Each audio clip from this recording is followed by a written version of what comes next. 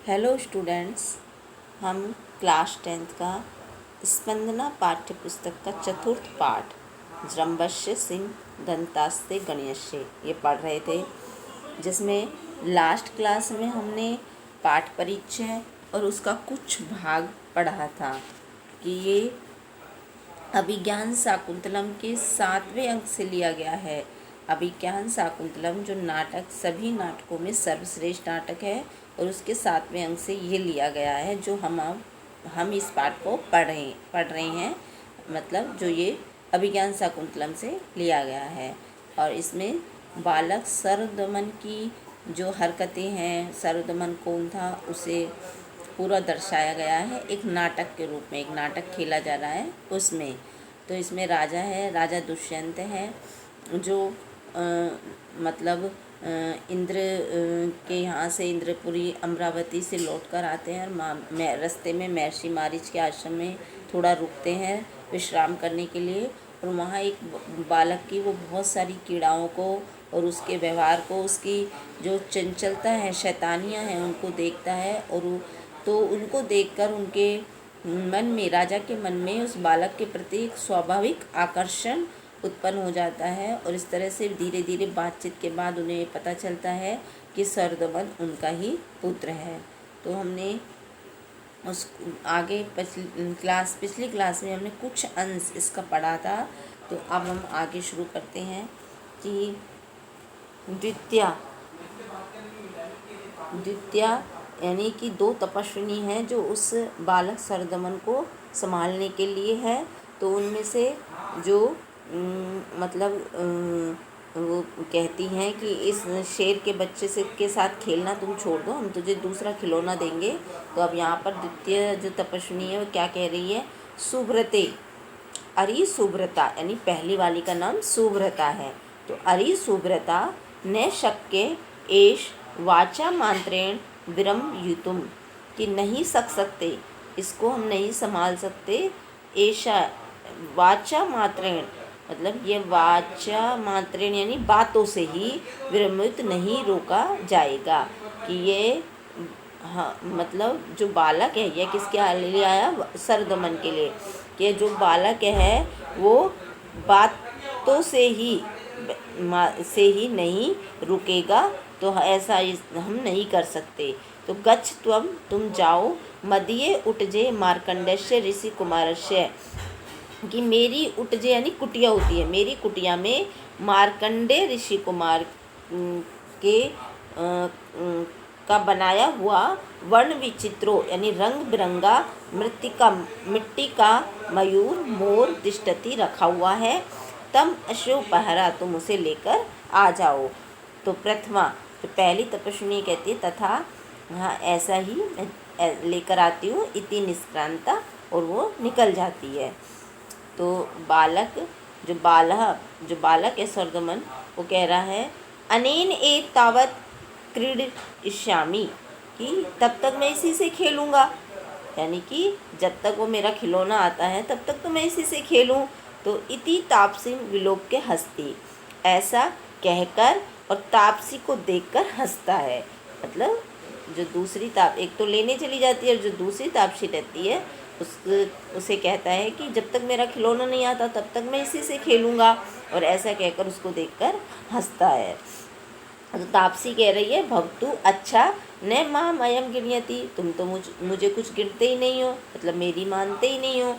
पार्श्वम अवलोक्य, अब अगल बगल में देखकर, को अत्र ऋषि कुमाराणाम, अरे ऋषि कुमारों में से कोई यहाँ है, मतलब क्वेश्चन कर रही है कि कोई ऋषि कुमार, इतने ऋषि कुमार हैं उनमें से कोई यहाँ है।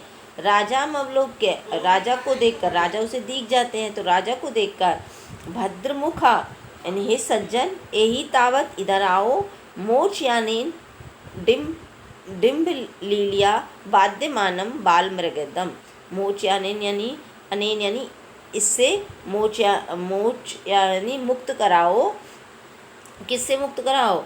इस बालक से मुक्त कराओ। किसको? बाल मृगेंद्र, सिंह शावक को, जो खेल ही खेल में इसे पीड़ित कर रहा है, ऐसे सिंह शावक को इस बालक से मुक्त कराइए।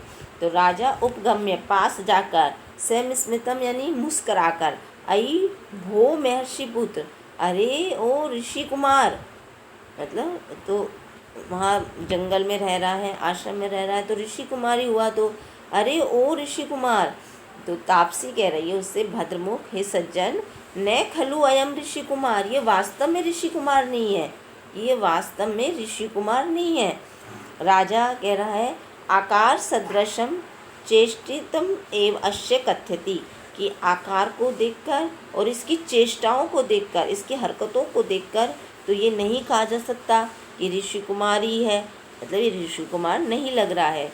लेकिन स्थान प्रत्यातु वयम एवं करनीया, लेकिन स्थान के कारण, यानी स्थान के विश्वास के कारण हमने ऐसा सोचा था, यानी कि भाई जो आश्रम है उसमें तो ऋषि और मुनि और जो तपस्वी हैं वो ही रहते हैं, कोई राजा महाराजा तो आश्रम में जाता नहीं है। तो मतलब ये जो आश्रम में रह रहा है, आश्रम में पल बढ़ रहा है, तो इसके कारण ही मैम ऐसा सोचा था कि ये ऋषि कुमार है। इति यथा अभ्यतर मनु तिष्ठति, ऐसा मतलब कहकर वो फिर उससे जो प्रार्थना की गई थी वो काम करने लगता है। उससे प्रार्थना क्या की गई थी कि इसको सिंह शावक को इससे मुक्त कराने की, तो फिर वही काम करने लगते हैं। बालकम उपलालियन, यानी बालक को लाड़ करते हुए, बालक को प्यार करते हुए, न चे मुनि कुमारो अयम अथ को अश्य उपदेशा, कि जी अगर ये मुनि कुमार नहीं है तो फिर ये कौन है, मतलब इसका वंश कौन सा है, ये अगर ये मुनि कुमार नहीं है तो वे किस वंश का है। तो तापसी कह रही है, पुरुवंशा, पुरुवंश का है ये। तो राजा आत्मगतम का मतलब होता है अपने मन में ही सोच रहा है कि कथम एक अनुयोमयम, कैसे ये मेरा भी वंश पुरुवंश है, तो कैसे मेरे वंश का प्रकाशम, अब प्रकाश में यानी खुले में सबके सामने, न पुनर् आत्मगत्या मानुषाणा में विषया, कि मानुष्याणाम यानी मनुष्यों का विषय, मतलब ये जगह विषय, मतलब पुनर्आत्मगता यानी आत्मगता होता है मन, तो पुनर्आत्मगता मतलब हो गया कि स्वेच्छा से, कि अपनी इच्छा से तो मनुष्यों का ये स्थान नहीं है, कि मनुष्य है जो आश्रम में अपनी इच्छा से तो नहीं आ सकते हैं।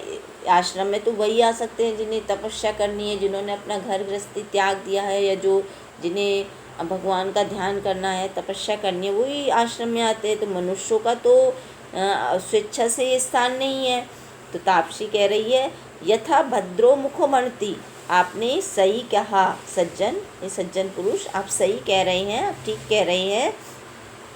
अप्सर संबंधेन अश्य जन्नी अत्र देवगुरु तपोवने प्रसूता, कि अप्सरा संबंधेन अश्य, अप्सरा के संबंध से इसकी जननी यानी माता ने, अत्र माने यहाँ, देवगुरु वने मतलब इस मुनि महर्षि के आश्रम में प्रसूता यानी इसे जन्म दिया है, कि इसकी माता ने महर्षि मारीच के आश्रम में इसे जन्म दिया है।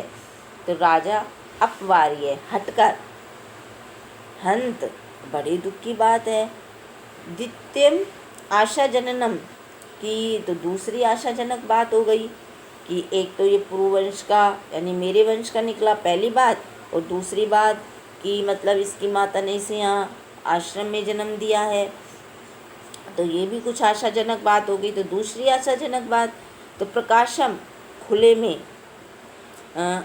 अथ सा तत्र भवती किम अक्षेश राजेश पत्नी, की बताइए कि जो इसकी माता है, जो इसकी माता हैं वो किस नाम के राजा की पत्नी हैं, कि उनके